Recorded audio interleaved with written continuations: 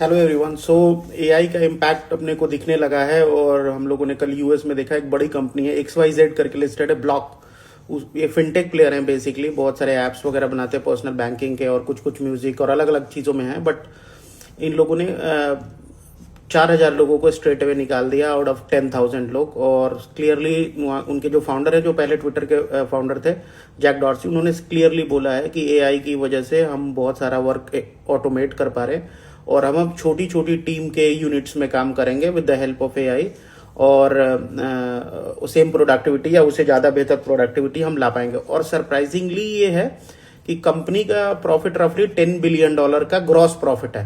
सो ऐसा नहीं है कि कोई लॉस मेकिंग थे या उनके बैलेंस शीट पे कोई प्रेशर आ रहा था।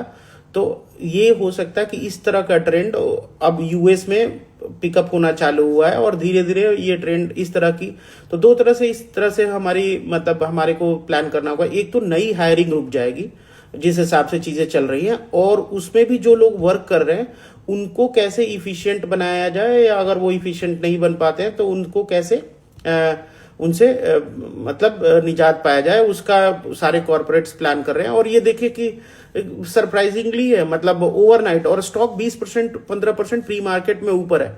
तो स्टॉक मार्केट को कोई इम्पैक्ट उतना बड़ा नहीं आया, स्टॉक्स को उतना बड़ा इम्पैक्ट नहीं आया, क्योंकि लोगों को लग रहा है कि मार्जिन इंप्रूव हो जाएगी, प्रॉफिट इंप्रूव हो जाएगी, और 4,000 जो रियली में नॉन प्रोडक्टिव लोग थे वो गए। तो एकदम क्लियर सा ट्रेंड है। मतलब कोई भी सेक्टर हो जहां पे डायरेक्ट इम्पैक्ट है, उसमें सर्विसेज में तो मोटा मोटी सब में ही इम्पैक्ट है, और खासतौर पे फाइनेंशियल सर्विसेज बहुत इम्पैक्ट है। मतलब उसमें सॉफ्टवेयर इम्पैक्ट है, कोई इसमें कोई दो राय नहीं है। और अगर हम लोग जिसको जल्दी से जल्दी माने और इस पे हम लोग काम करना चालू करें, चाहे अपनी स्किलिंग है या जो भी चीजें हमें सीखनी है उसको हम फास्टर तौर पे करें। हायरिंग पे एक बारी को, जो हायरिंग है, नंबर ऑफ पीपल जो कॉलेजेस से बाहर निकल रहे हैं और जो बच्चे निकल रहे हैं, उनके लिए डेफिनेटली चैलेंजिंग टाइम है।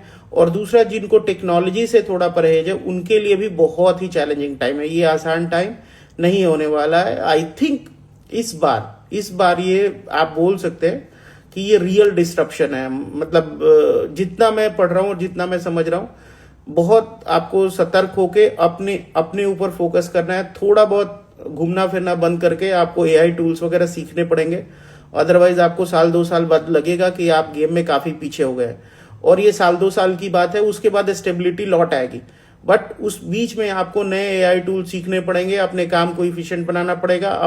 और अपने जो भी खाली टाइम है उसमें आप इसको जरूर सीखने की कोशिश करें। थोड़ा सा चैलेंजिंग टाइम है। All the best.